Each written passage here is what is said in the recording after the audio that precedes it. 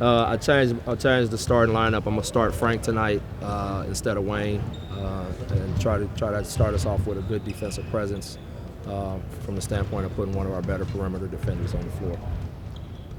How did that? Because we did talk to you yesterday. Well, I went back through the film again, and it just got so much firepower. Here on the road, I wanna try to get our best defensive groups out there as much as I can. What did you think of how he played like that? Very solid. Competed defensively. He ran the team well. Stayed aggressive offensively. Hopefully he can keep building on that. I know you were saying you need a lot of minutes from those guys, but you think you can stagger him and RJ? Yeah. I'll have to break them up and just be creative with the way I move them around. But I just felt like, especially the way Kim was playing, having Frank out there that start on him at least gives us a better chance. Doesn't guarantee anything, but gives us a better chance. With Kemba, did you watch that? You said you watched that World Cup performance that Frank had against him. Did that weigh in on? Well, either way it goes, Frank is one of our better on-ball defenders, regardless of what happened in the World Cup. But I did watch that game. He did a solid job against him. Hopefully we can have another one of those. Is RJ advanced for a rookie on that end of the court too? I feel like every part he really has a great feel for all of it. Obviously still has to get better at everything, but just his understanding and his feel for the game is pretty high level. How do you feel like the ball movement is like when he's on the court as, I guess, the de facto point guard, and it's just kind of him and Julius, and they're able to run things for you? The only time the ball has really died on us is late in games. It's not as much about which guard is on the floor as much as it is just when the game gets tight, that's where we got to trust more and be willing to move the ball more. But, throughout the game, I felt like the ball was popping and we were moving the ball. But that last 6:45, 7 minutes, the ball just started sticking. And that's where we really got to believe in each other and trust each other.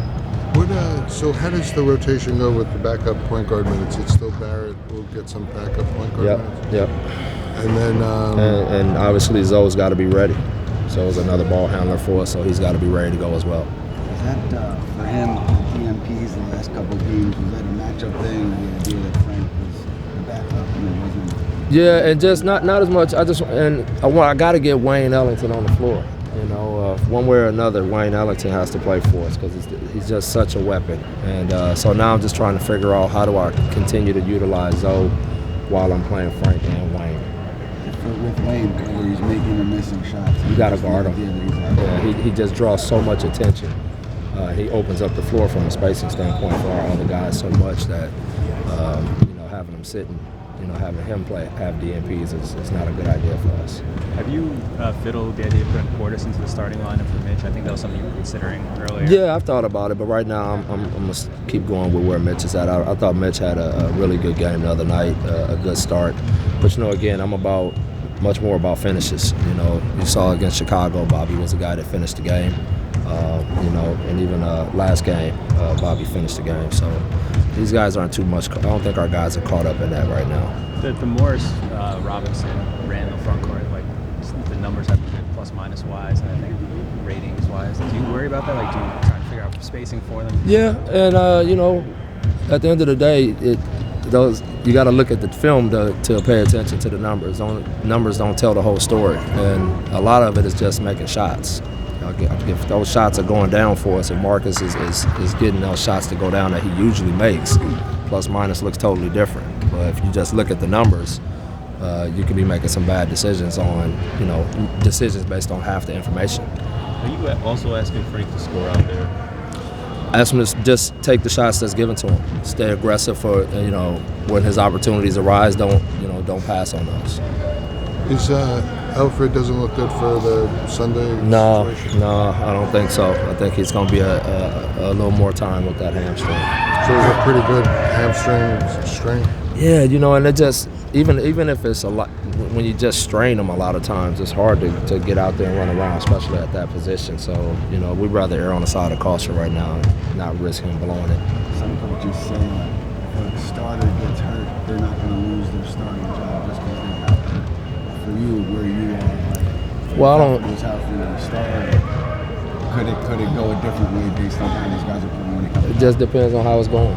You know, it depends on how it's going. And we'll see once he gets back and he's moving around. We'll see where we're at. And Dennis is. Yeah.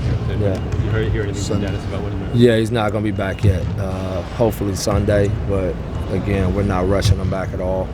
We want him to take care of his family, take care of everything at home. He and Reggie both. Are you assuming Frank, with the back injury he had, and now a week away at least for this, that he may need a little time to get kind of back? Yeah, for sure. Yeah, we're not going to put any pressure on him to come back and try to, play any real minutes or anything like that. But he'll have his opportunities to work himself back into the lineup. Is he doing any workouts in Carolina?